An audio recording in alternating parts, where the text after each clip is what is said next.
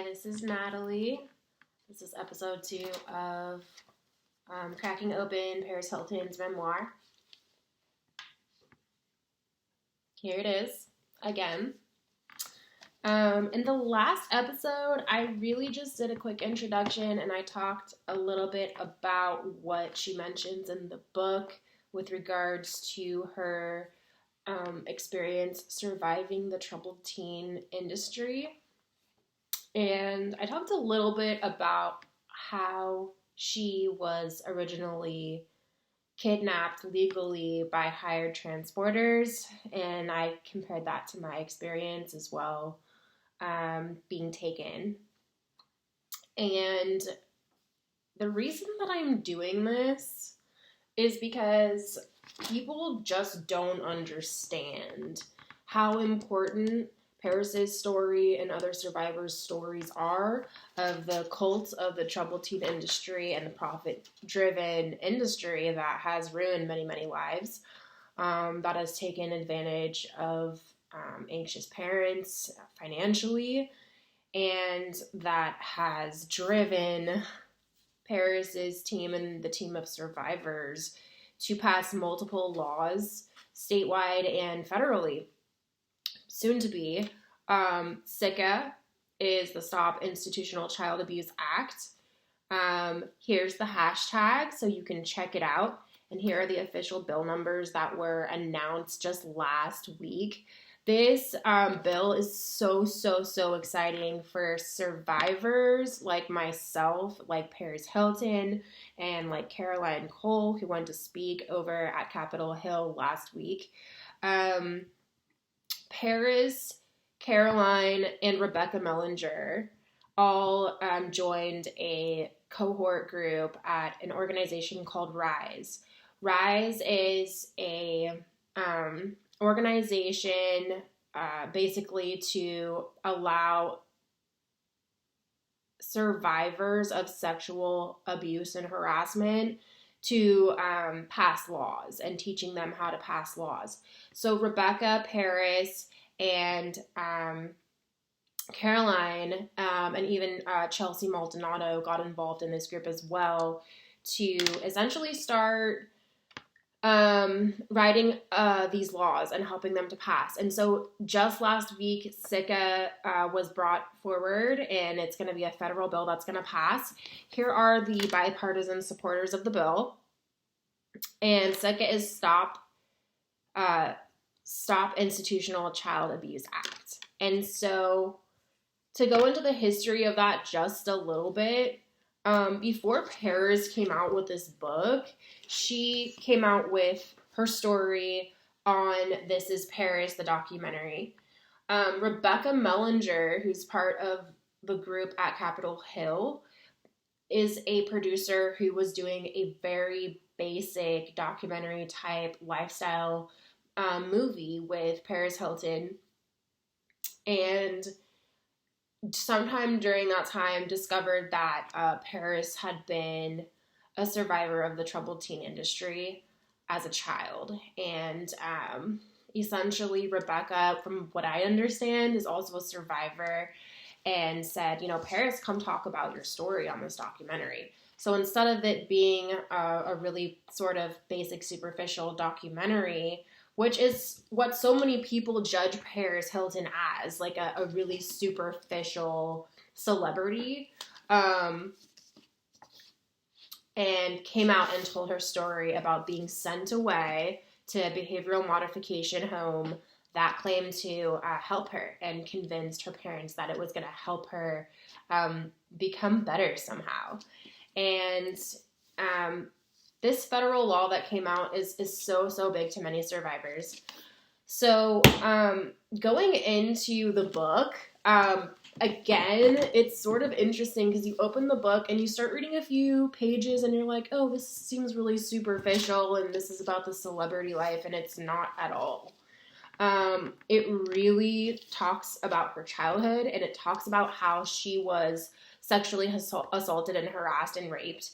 on various occasions. And what is so interesting about the background of many of these children who are sent away to these facilities is that oftentimes they were abused before getting sent to one of these places. And that's sort of how the industry predates amongst this population. They find wounded children who are in need of attention that they're not getting at home. And I'm not saying that was Paris's case because I don't really know specifically. I haven't read the whole book yet because I can't. As a survivor of institutional child abuse, I can't read all of this at once. It's way, way too triggering to my own trauma that is very similar to this. Minus being a celebrity. So, basically, where was I even going with that? I can't even focus on my thought because that's how traumatic it is. But she does talk about some of her sexual abuse that happens. Many of us survivors were sexually abused before getting sent away, or physically abused, or put through the foster care system. I know for me personally, I was sexually assaulted around the same time that Paris was in her life. I think I was 11 years old the first time that I was sexually assaulted. And that threw my life in a spin. And I had a really unique situation because my mother was actually a psychologist who was already sending kids to these facilities. So she was very, very convinced early on that I needed to get sent away, and had to actually take my father to court to convince him to pay for me to go to one of these places. And it took her years to do that. And I also ran away multiple times before getting sent to one of these places because I knew how abusive and bad they were. Because so many other people has survived being a part of this industry. And there's so many topics and there's so much controversy around this, but at the end of the day, the troubled teen industry is not evidence-based. They tell you they're going to help your child. They tell you your child's going to die if you don't send them there. And then they end up causing a lot of trauma and abuse. And I'm not exaggerating. I mean literally torture. They literally torture the children and get them to shut up about it so that when they come home, they don't talk about the abuse and the torture they experienced. They just say, oh, I'm better now. And that's how they have gotten away with it for so long. So what's so beautiful and amazing about SICAA? Please watch the press release because Paris speaks, my friend Caroline speaks. There's another fabulous woman, the CEO of We Warned Them, who went to one of the facilities that I was sent to, and talks about how abusive it is and how us survivors are not believed. And one of my favorite parts of Caroline's speech is, you know, when a survivor tells you that they were abused, believe them. Because I would have never been believed, and I would have been told if you say something like that, we're going to basically abuse and torture you the way that we have and that you've seen us abuse and torture others. It's a very, very serious thing, and it is so sad that it's taken this long for the team of survivors to get to a point where laws are being passed, but I am so grateful for Rise Justice. I'm grateful for not only Paris and Caroline and Rebecca, who sort of are key people in this process of change that's happening throughout society, but also several survivors who have come out and talked about their story.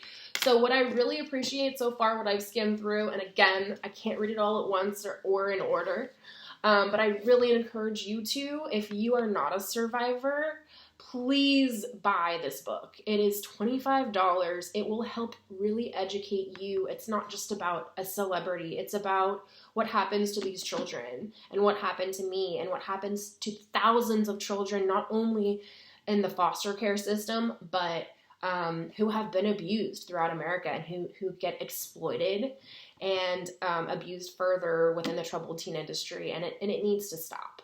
And I am so sad to have to come out and say this, but like, it's something that needs to be talked about. And I'm at my 10-minute mark. I'm gonna stop.